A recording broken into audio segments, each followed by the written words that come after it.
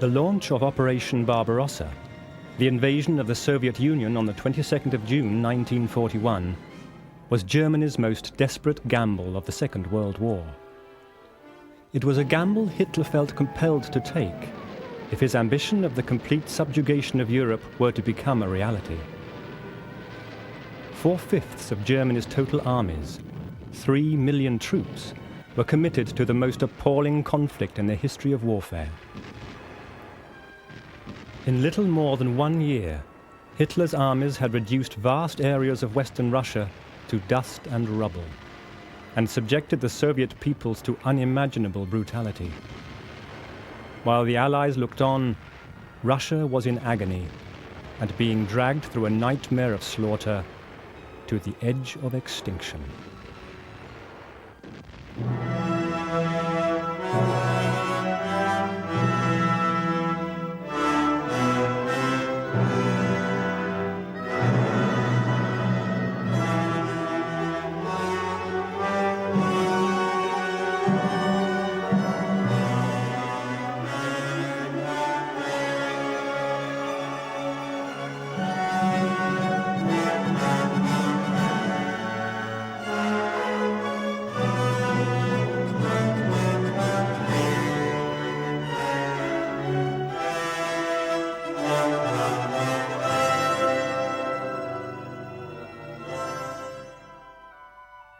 In 1941, the conquest of Russia would not only have provided Germany with the agricultural and industrial supplies to ensure Hitler's mastery of Europe, it would have simultaneously rid him of the only military power capable of challenging his domination. The deaths of tens of millions of Russians was not simply an economic necessity. Their destruction would pave the way for the Großraum, a concept already under development by Heinrich Himmler as the culmination of Hitler's call for Lebensraum. The Großraum was envisaged as a gigantic Germanic state stretching from the Atlantic Ocean in the west to the mountains of the Urals in the east. The Großraum would be ruled by the master race of Germans, served by the more acceptable of the subhumans within its borders, but eliminating those like the Slavs and the Jews, who were too unredeemably decadent to be allowed to survive. Once established, this superstate would provide Hitler with the ideal platform for his ultimate aim: complete domination of the world. His vision was of a world in which nationalism would cease to exist, replaced by a universal society of masters and slaves. Standing between Hitler and the realization of this vision were the armies of the Union of Soviet Socialist Republics, a fighting force whose condition of unpreparedness paid tribute to the paranoia of its political leadership and the excesses of a state which vied with Germany in the extent of its totalitarian oppression. The whole ideological thrust of the German plan for war, which was not just a nominal war of conquest, it was intended to be a war of extermination. It was intended first and foremost to root out what they called the Jewish Bolshevik gang who ran Russia. It was designed to destroy the political structure both of the Soviet Union and of the Red Army. So the degree of barbarization which set in at a very early stage in the Soviet-German War, the Great Patriotic War, was a feature which persisted until the very last day of that war. While Hitler, having dealt with his political opponents during the Night of the Long Knives, was by the late 30s industriously nurturing the leadership of Germany's armed forces, Stalin was busily destroying Russia's. In 1936, Tukhachevsky, chief of staff of the Russian army, was executed for treason, following a trial which lasted only a single day. 6 of the 8 generals forming the court-martial which condemned him were themselves to follow suit soon after. By the end of the purge, the Russian army had lost 3 of the 5 remaining marshals of the Soviet Union, all 11 deputy ministers of defense, 75 of the 80 members of the military Soviet, all the commanders of the military districts, 13 of the 15 army commanders, more than half the corps commanders, and approximately 30% of the officers below brigade level. Stalin, however, controlled the balance of power in Europe. And when a German-Soviet non-aggression pact was announced in August 1939, the world was shocked. Cynically burying their ideological differences, Fascist Germany and Communist Russia agreed to take no military action against one another for the next 10 years. In a secret additional protocol, they also agreed to divide the independent states of Eastern Europe between them.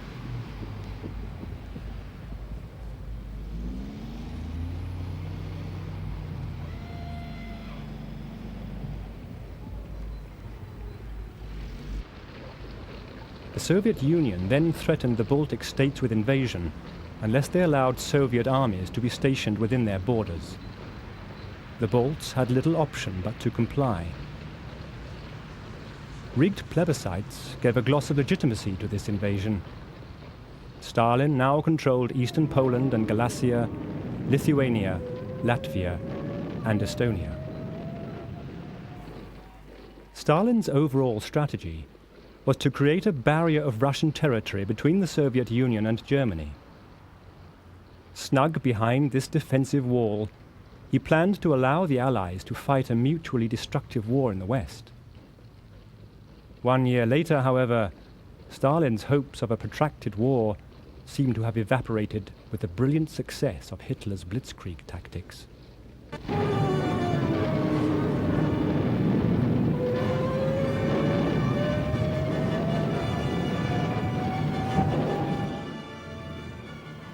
The failure of the Luftwaffe in the Battle of Britain only made the Soviet position more vulnerable. An invasion of Britain had been postponed indefinitely. It would still be 18 months to 2 years before Britain would be capable of mounting an attack on the mainland of Europe. The German submarine blockade of her shores and the relentless bombing of her war industries might delay such preparations even further.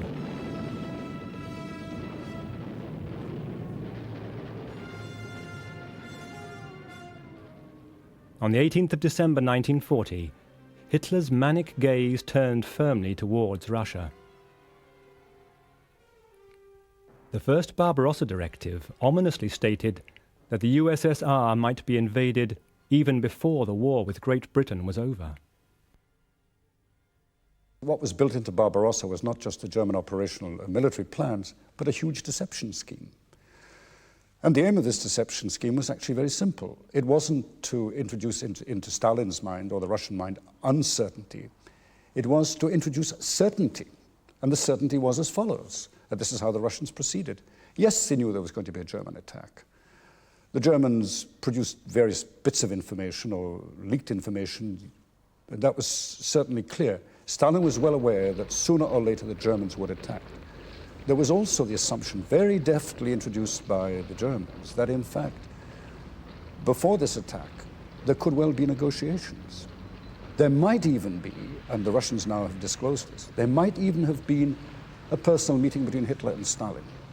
There were two elements to this German position. One was that the massive German military buildup was in fact, if you like, not an inducement, but a form of coercion to force him into a negotiating position. And on June the 14th, he made this perfectly plain by the famous TASS statement saying, look, we know what you're up to. We know all about these concentrations, but there is nothing to prevent a settlement of Soviet-German relations. That was the first thing.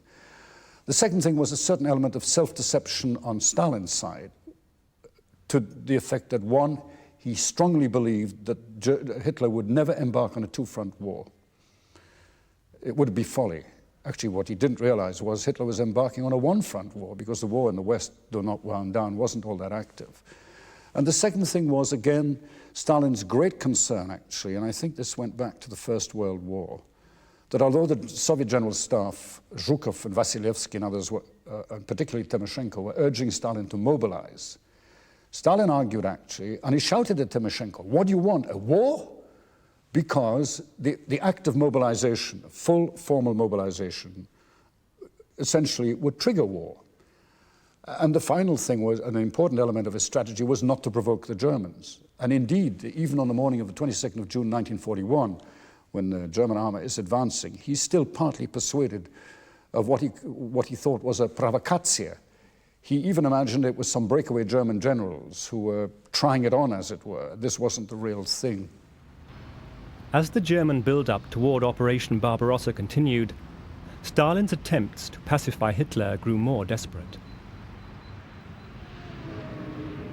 He had already stated in an interview with Pravda in November 1939 that it was not Germany who had attacked Britain and France, but Britain and France who had attacked Germany. Stalin now forbade any criticism of Germany to be printed in the newspapers. When Hitler successfully invaded Greece and Yugoslavia, Stalin expelled the Yugoslavian ambassador to Moscow and refused a request to recognize the Greek government in exile.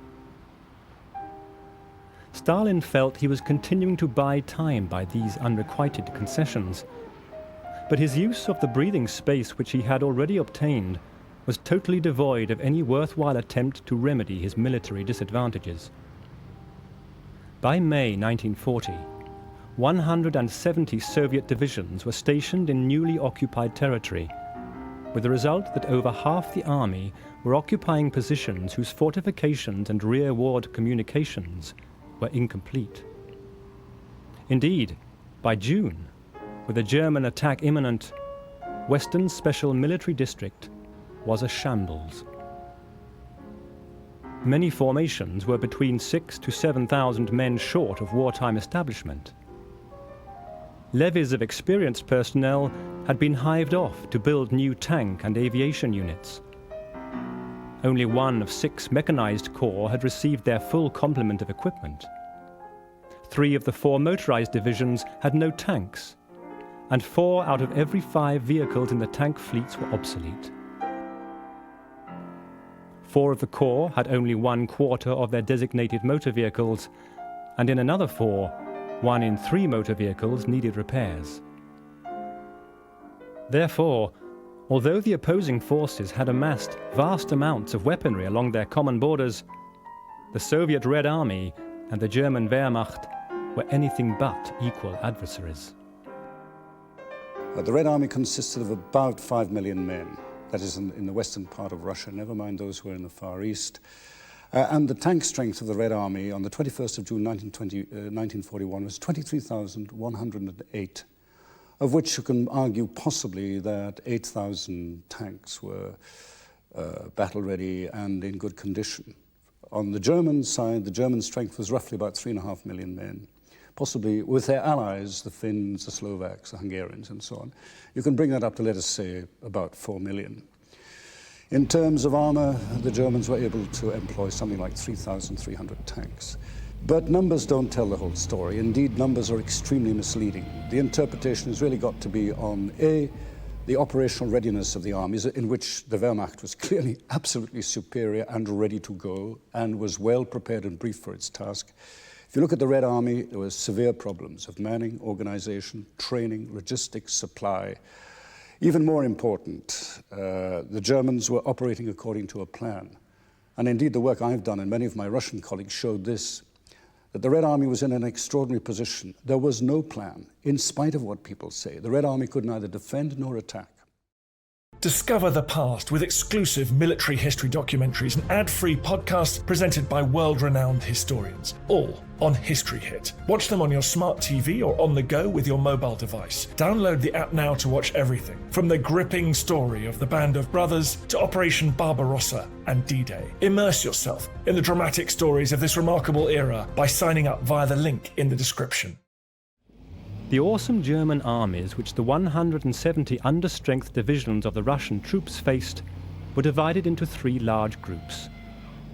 These consisted of 148 fully manned and equipped divisions, of which 19 were Panzer and 15 Panzer Grenadier divisions. The Army Group South was commanded by Field Marshal Gerd von Rundstedt and was charged with seizing Kiev and taking control of the Ukraine as far as the river Dnieper. Field Marshal von Bock's Army Group Center was to strike towards Smolensk. Army Group North, under Field Marshal von Lieb, was to attack through the Baltics and seize Leningrad.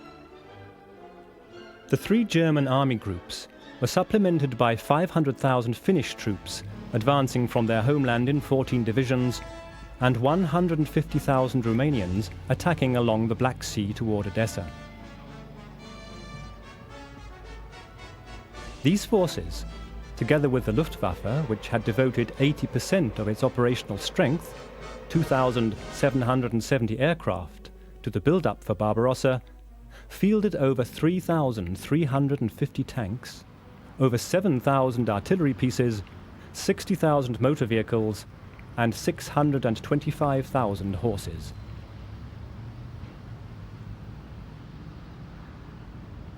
The Russian army still clung to its peacetime structure. Should war occur, then each military district would be transformed into army groupings similar in structure to the Germans. The North Soviet Front was to repel advances through the Balkans and defend Leningrad from Finnish attack. The Northwest, West and Southwest fronts would engage the three main German army groups, and the Southern Front would deal with any advance toward Odessa.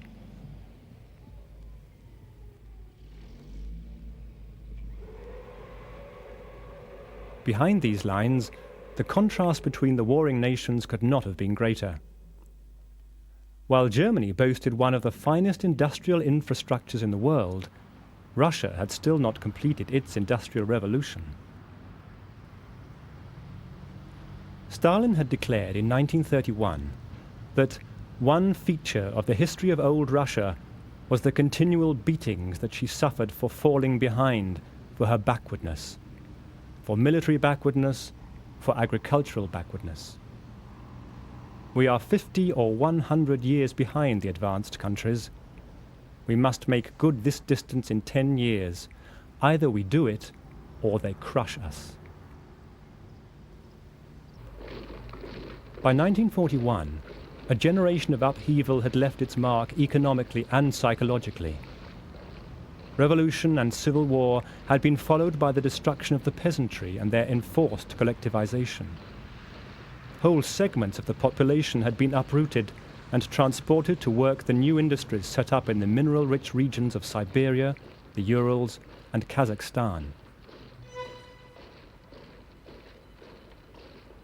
The Russian people, deprived of news of the build-up on their borders, and subject to a media devoid of any mention of the increasingly anti-Soviet rhetoric of Hitler, were totally unprepared for the latest disaster which was about to descend on them.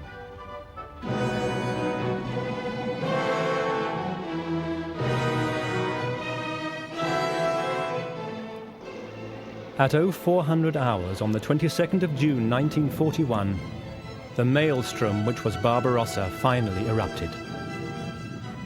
The German armies of the Blitzkrieg sliced through the Russian forces on every front. Faced by the results of his intransigent refusal to act, Stalin panicked.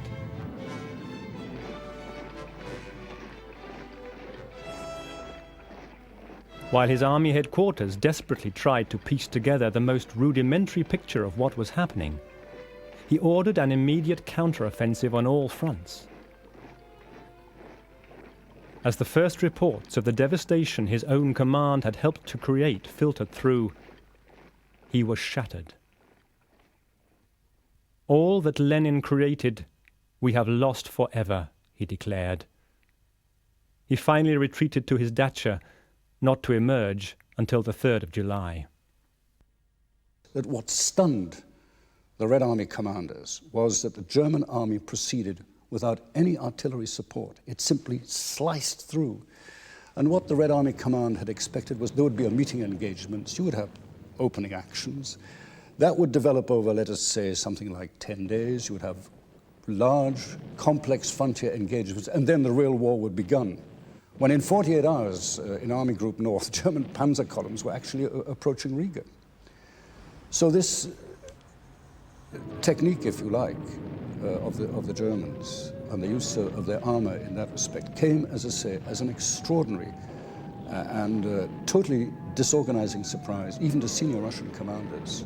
And within 48 hours, if you read the Russian General Staff reports, it's perfectly plain they have totally lost control of the situation. The thing is chaos. They don't know where their troops are. They don't know what's happening. They don't have accurate reports of German movements. They're not quite sure where the German thrust is going to be. All that they did know, actually, was to the south, in Army Group South under Rundstedt. That was being slightly delayed. And there the Russians had a little more time to prepare. And if you compare the operational narrative there, yes, the Germans are somewhat held up, not for very long. But in the northwest and in the west, there's total collapse. And of course, the consequence was that Stalin operated his usual practice. He took out the front commanders and shot them. At the front, the rapier thrusts of the German Panzer divisions were skewering through the chaotic Russian defenses. The Panzer groups created deadly breaches in the Soviet line, slicing the Red Army forces into isolated segments. The supporting German divisions then moved forward in encircling advances, which surrounded these pockets of defenders. The ferocity and effectiveness of the Panzer attacks was so great that some of the pockets were gigantic. Groups of up to 15 Russian divisions were surrounded and mercilessly pummeled into surrender.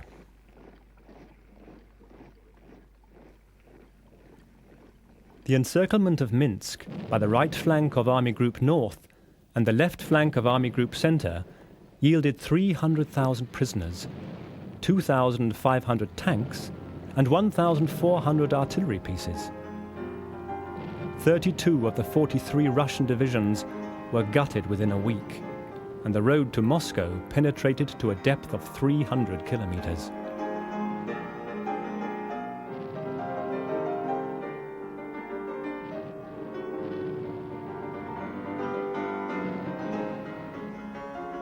The remainder of Army Group North scythed into the Baltics, capturing Riga, the Latvian capital.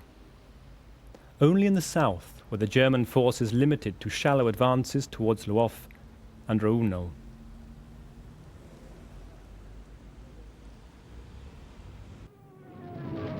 In the skies, the Soviet Air Force was faring worse than the land army, if that were possible. The mainly obsolete Russian fighters, 20 to 100 miles per hour slower than the Messerschmitt 109s, were constantly outfought. Many of them never got the opportunity of aerial combat.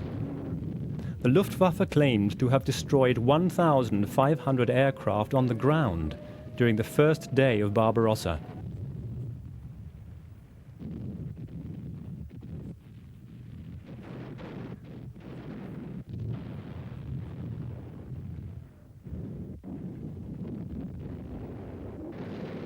On the ground, chaos reigned. The Luftwaffe were pulverizing the road and rail links behind the Russian lines. Many officers were not even bothering to use code in their desperate pleas for instructions from their headquarters. Struggling masses of uncoordinated troops were being slaughtered by the German troops as they attempted to obey Stalin's orders to counterattack. Others were being machine-gunned by their own military police for fleeing from positions which were worse than hopeless. The reality was that they were left leaderless. First of all, they really had no orders. Sometimes they had guns but no ammunition. Sometimes they had on many occasions, they had tanks but no fuel, or they had tanks which broke down, or they had orders which were contradictory. And there was the usual situation whereby the order simply was advance. What do you mean advance against crack German divisions? And many of the Red Army divisions simply broke up. And what you got were very large pockets of Red Army troops. For example, within a matter of 4 or 5 days, the Wehrmacht, the German army in the east, had managed to encircle 350,000 Red Army soldiers. 350,000. That was the first of the beginning, actually, of a number of huge encirclements. By the 3rd of July, the battle for the frontier was over. The German armies had advanced along a line from the river Dvina in the north to the Dnieper in the south. General Halder, chief of German General Staff, declared that the war against the Soviet Union had taken only 14 days to win. But the German intelligence had totally underestimated the reserves which Russia could command.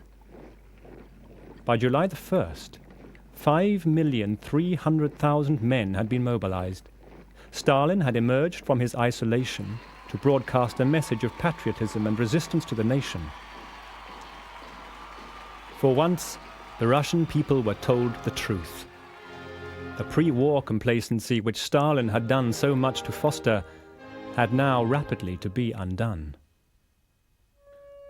In Leningrad, when news of war reached the factories, the general consensus was that it would be over within the week. Well, it won't necessarily be over in a week, one Russian worker was reported as saying. It will take them 3 or 4 weeks to get to Berlin. Stalin now took direct control of the Red Army. But the general mobilization of Russian troops failed to curtail the German advance. 4 reserve armies of 37 divisions were dispatched to bolster West Front in the general area of Smolensk. The Germans countered with yet another encirclement, and the panzer groups of Generals Hoth and Guderian smashed through the Soviet line and maneuvered 300,000 Russian troops into an indefensible pocket. Another 150,000 prisoners, 2,000 tanks and 2,000 artillery pieces fell into German hands. Goebbels announced that the eastern continent lies like a limp virgin in the mighty arms of the German Mars. Army Group South finally broke through the Russian southwest front, and another pocket yielded a further toll of 100,000 prisoners. Now, the scale of these encirclements, 500,000 men, and by the last week in November, Red Army strength dropped to a level which was its lowest during the war because the Germans had taken 3.1 million prisoners. 3.1 million prisoners is an enormous number. Indeed, that was basically the pre-war Red Army destroyed. More than 30 divisions had been completely wiped out. What astonished the Germans, of course, was as these divisions were literally wiped out from the order of battle, more and more divisions took their place. And while the Germans were calculating on the fact that they thought they knew the Russian order of battle, what came as an astonishing and disturbing shock to them was that more and more divisions are coming into the line, not always fully manned, but the Russian order of battle was in fact being steadily built up. The devastating speed of the German advance was due to the power and tactical brilliance of its panzer divisions. The concept of an integrated armour force had intrigued the German military since the close of the First World War. By the early 30s, 10 prototype tanks had been designed and built in secret. Ironically, the initial development of what would become the most technically accomplished and cost-effective tank program ever seen took place at the German-Soviet tank school at Kazan in Russia. At the outbreak of war in the East, the backbone of the Panzer Corps was the Panzer Mark IV. Designed by Krupp and weighing 17.3 tons, the Panzer Kampfwagen IV carried a crew of 5 at a maximum speed of 18.5 miles per hour. Its armour varied in thickness from 8 to 30 centimetres, and it was armed with a 75mm turret gun and 2 machine guns. Supported by the lighter Mark III, which was similar in size and appearance, the Mark IV swept all before it, until the Russian T-34 tank made its appearance in numbers. What the Russians had tried to do in between 1940 and 45 was to bring in 2 new tanks, the T-34, which actually was the tank which had been tested in 39, and the rather heavier tank, the Klim-Voroshilov. But they'd only produced about 1,000 of each. So therefore, these T-34s were distributed in very small packets. And remember, the battlefront is about 2,000 miles long. So what do you do with 1,000 tanks? On the other hand, it did come as an enormous shock the first time that the Germans encountered the T-34, because the T-34's armor, mobility, speed, and gunpowder was something they simply hadn't suspected. And Guderian, as you will remember, actually, in November 1941, ran into a T-34 ambush and was completely destroyed. Russian armoured warfare was inhibited by Stalin's disenchantment with tank divisions, which had led him in the 30s to utilise his armour only in the support of infantry formations. After witnessing German successes on the Western Front, Stalin changed his mind. But the reorganisation of Russian armour was not completed before the launch of Barbarossa. Even though Russian tanks outnumbered German 2-1 at the front, and 6-1 overall, tactical ineffectiveness, obsolete models and widespread disrepair tipped the advantage overwhelmingly in favour of Germany during the first stages of the conflict. But it wasn't just the quality of the German tank, it was the capability of the Panzer commanders to do with their armour what was essential. That is, they had excellent command and control facilities. At that time, they had very good support logistical facilities. And indeed, essentially, they knew what they were doing. So that although German Mark II tanks and threes might run up against a huge elephantine Klim-Voroshilov tank, the KV-1, the big heavy tank, and German shells might bounce off them. Nonetheless, such was the, I must say, the haphazard and untrained manner in which the Russians handled their armour anyway, that the Germans soon made short meat of them. After a month of victorious progress, the German High Command were disconcerted by the rapidity of their own advance. Their armies were now fighting on a front 1,000 miles wide. The Stukas could no longer deliver the concerted hammer blows which had punched the holes in the Russian lines, which the Panzers had so mercilessly exploited. Even though the Soviet Air Force had by now lost approximately 5,000 aircraft, the supply of replacements seemed endless. The factories in the east, which were churning out more effective fighter models, were out of Luftwaffe bombing range. The German air assault began to run low on fighters. The Luftwaffe also had serious supply problems. The distance from home base and the destruction of the transport infrastructure meant that aircraft replacement parts had to be flown to forward airfields. The lengthening supply lines were also affecting the German ground forces. Tank commanders, hundreds of miles from their Polish depots, nevertheless pressed for the final thrust toward Moscow. They argued that only the continuation of the offensive would prevent the Russians from organizing a fresh line of resistance. While many of Hitler's generals disagreed that such an attack should be launched immediately, they were almost unanimous in recommending that Moscow should become the primary objective of the next phase of the war. Hitler, on the other hand, was worried about the possibility of the gaps between the panzer divisions and the main armies being exploited by Russian reinforcements. He also feared that the hundreds of thousands of Soviet troops left behind the German lines in the wake of the advance might coordinate their actions into an effective guerrilla movement. According to the account of one witness to the disarray behind the German advance, he need hardly have worried. One Russian soldier reported, "Thousands of mobilized men from various places which have already been captured and from near the frontline zone roam from place to place. They lack any purpose, any sense of order. They have no uniforms. 20% are barefoot. The leaders are leaving, and they are abandoning us to ruin." Hitler had never been fully convinced of the importance of Moscow and continued to regard it as a secondary objective. The debate stretched out until mid-August. A vital month of summer weather was wasted. The Russians had the breathing space to throw reserve divisions into the gaps in their defences.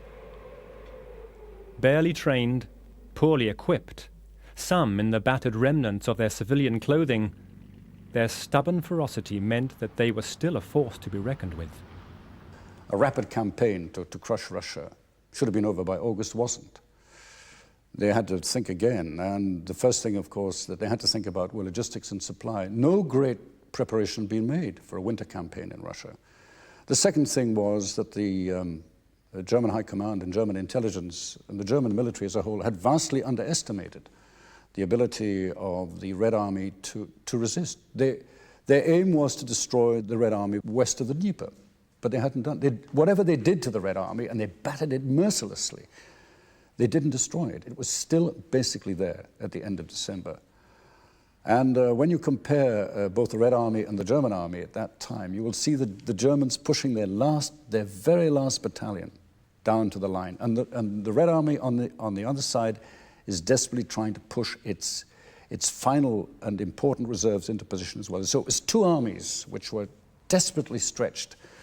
But in terms of, if you like, survivability, in terms of responsiveness, the Red Army just had the edge. Only just, but they had that vital and important edge. Eventually, the generals were silenced, and two major objectives were prioritized: the capture of Leningrad and the fall of the Ukraine. A giant pincer movement involving half of Army Group Center and the left flank of Army Group South began to close its jaws on a huge pocket of Russian forces to the rear of Kiev. Field Marshal Zhukov, the Soviet Chief of Staff, pleaded with Stalin for a strategic withdrawal of the troops defending the city. He was dismissed from his post. Marshal Timoshenko, the newly appointed Southwest commander, arrived just in time to see the trapped Soviet divisions. The 600,000 prisoners taken by the Germans remain the highest number ever captured in a single engagement.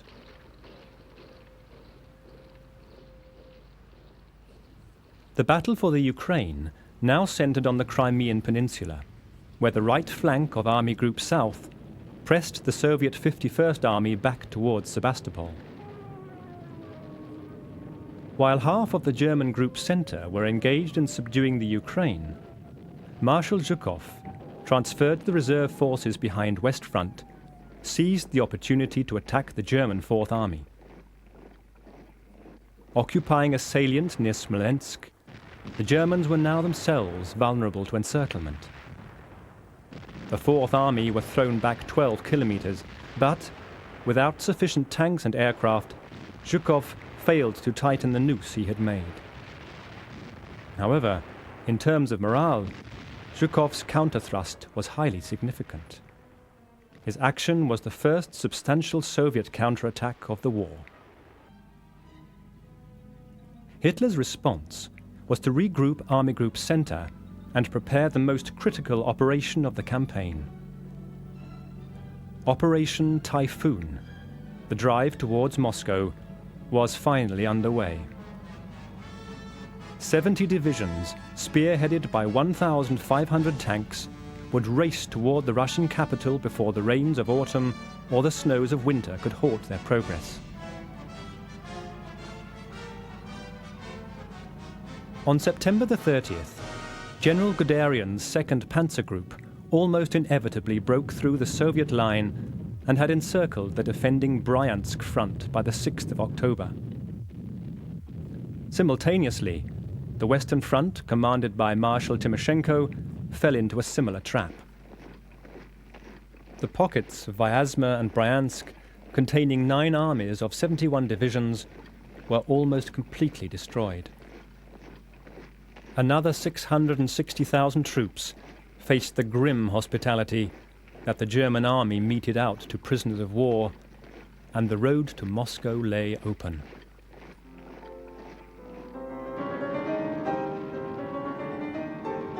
In the Baltics, by the 16th of August, von Lieb's Army Group North had captured the city of Novgorod, a vital target in the approach to Leningrad. The beleaguered defenders had fought to the death, following the German discovery of the city's defensive plans on the corpse of a Soviet officer. General Hauptner's 4th Panzer Group resumed its drive towards Leningrad, but without supporting infantry, its progress was limited. Leningrad was a vital center of the wartime production industry, and reserves and equipment were poured into the defense of the city. The citizens themselves formed into militia, divisions which were flung against the Germans more in despair than hope. Following a basic training period, averaging 16 hours, the 1st Militia Division was sent to the front 6 days after being formed, the 2nd 2 days, and the 3rd the same day it was established. There certainly was a surge of patriotism, but there was also, as the war went on, a deepening vengeful feeling, a feeling of revenge. And there was also a sense, and I think whatever artificiality there may be about it, it is true, there was a sense of the kind of morality of this. This is something you had to do. Well, why otherwise did you get kids of 14 working 12, 14 hours a day in ammunition plants? Why did you get a lot of these extraordinary sacrifices on the part of ordinary people who didn't have to do it? And yet under a really ferocious Soviet system which either abandoned the population or brutally coerced them. I mean, they were caught between two fires. I do remember talking to one senior Soviet officer and asking him what really happened in terms of a choice. He said, we were faced with a choice between two dictators, Hitler on the one hand and Stalin on the other, but we preferred to pick the one who spoke Russian. Despite such gargantuan efforts, the first shells began to pour down on Leningrad early in September. With the arrival of the 18th Army to reinforce the Panzers on the 8th, the German stranglehold on the city tightened further. The capture of Schlüsselburg to the east signaled the end of rail transport. When Marshal Zhukov arrived to take over the defense of the city on the 10th of September, he found the defenders in an advanced state of disorganization and the inhabitants close to panic. Undaunted, he briskly set about bolstering its defenses. A shortage of anti-tank guns was dealt with by converting anti-aircraft artillery to the task of attempting to halt the Panzers. 6 brigades of naval infantry and students were formed, and reinforcements drafted in from the Karelian Isthmus. Zhukov began to take the fight to the Germans through raids and counterattacks. But by now the German troops had pierced the inner circle of defences and were rampaging through the suburbs. After a furious exchange of advances and retreats, at the end of the month, the defenders were still hanging onto their city by their fingernails. It seemed inevitable that Leningrad would capitulate. But as Zhukov awaited a renewed assault, the 4th Panzer Group suddenly departed to join the battle for Moscow, and the remaining German forces began to build defences. Leningrad would not now be taken by force. It would be starved into submission.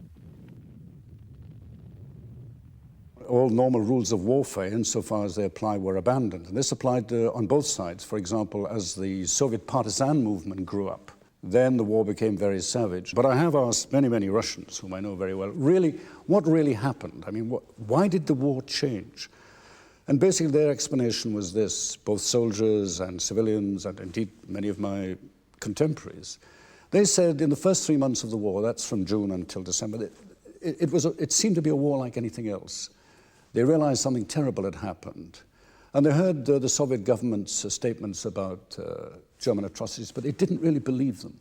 But when the survivors came back into Soviet territory and told the real truth about what was happening, I mean the ghastliness of this, then it suddenly dawned on the Russians that something quite unbelievably terrible had happened.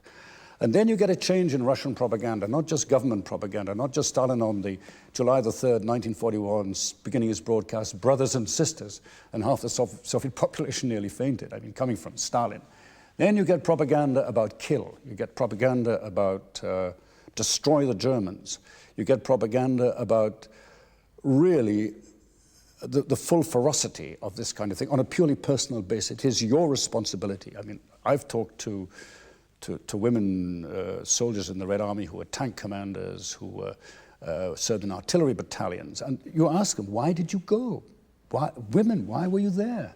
Why were you handling 100-pound shells, manning anti-aircraft guns? Because they said, my mother and father said you should go. The German invaders controlled all of Western Russia on a line from Leningrad in the north to Rostov on the Black Sea, and the Red Army was still retreating before them. The countryside they left behind was a wasteland. The first few months of the war had robbed the nation of nearly 50% of her grain-producing lands. Where the armies had fallen back, vast tracts of crops lay ruined in the fields. The rotting carcasses of livestock, slaughtered to deprive the Germans of food, mingled their stench with the corpses of soldiers and peasants. Villages, tumbled into ruins, became the silent memorials of their former inhabitants. The mangled wreckage of sabotaged industries smouldered beneath the skies. Amid the ruin, thousands of starving, orphaned children searched vainly for their parents. But the fighting spirit of the Russians was far from crushed. It had been inflamed by accounts of the slaughter of prisoners of war and the murder and torture committed by the German invaders. Even the constant series of military reverses failed to dampen the ardor of defenders whose motherland had been ravaged. Their system wasn't perfect. It had sacrificed millions of men. It wasn't all that efficient, but when it was all boiled down, what are they left with? I mean, this barbarous, murderous, genocidal regime which exploited the country, and even more actually, and this is a point which has never much been explored, but which actually humiliated the Russians, denigrated them as a people. And this coming from the Germans, whom they'd always respected as Beethoven, Goethe, Heine. What kind of people were these? It wasn't just the SS. It was the whole German impress of this, which I think shocked the Russians tremendously. It's also a shock from which I think they haven't recovered even to this day. Who could have foreseen that the siege of Leningrad was not the final stage of a bitter struggle that would bring Hitler domination over the Soviets and Europe? Only in later years could it be recognized as the first move in a conflict of inhumane savagery that had brought Russia to the edge of annihilation, but which eventually led to one of Hitler's greatest failures, the total collapse of the Großraum.